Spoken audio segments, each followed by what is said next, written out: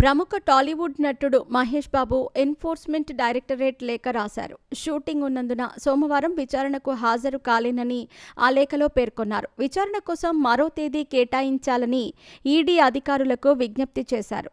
సాయి సూర్య developers సూరానా project కేసుల్లో కొన్ని రోజుల క్రితం మహేష్ బాబుకు ఈడీ నోటీసులు ఇచ్చిన విషయం తెలిసిందే. మహేష్ బాబు ఆ రెండు సంస్థలకు ప్రచారకర్తగా ఉన్నారు.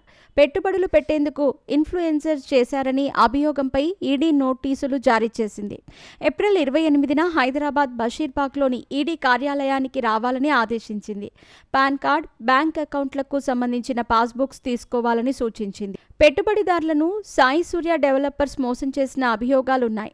దాదాపు 100 కోట్ల అక్రమ లావాదేవీలను ఈడీ గుర్తించింది. 74.5 లక్షల నగదు సీజ్ చేసింది.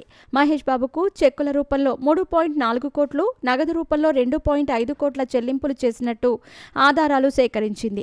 రంగారెడ్డి జిల్లా పట్టినాగులపల్లిలో సాయి తులసి ఎన్క్లేవ్, షణ్ముఖ నివాస్ పేరుతో సాయి సూర్య డెవలపర్స్, భాగ్యనగర్ ప్రాపర్టీస్ వెంచర్లను ఏర్పాటు చేశాయి.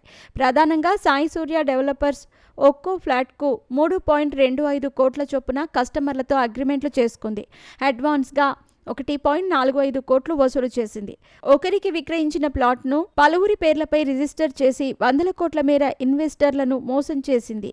ఇలా సంపాదించిన డబ్బును ఇతర సంస్థలకు మళ్లించింది. సాయి తులసి ఎన్క్లేవ్, షణ్ముఖ నివాస్ ఫ్లాట్లు రిజిస్ట్రేషన్ చేయకపోవడంతో బాధితులు గత నవంబర్లో సైబరాబాద్ ఈఓడబ్ల్యూకు ఫిర్యాదు చేశారు. బాధితుల ఫిర్యాదు మేరకు సైబరాబాద్ పోలీసులు మొత్తం 11 కేసులు రిజిస్టర్ చేశారు.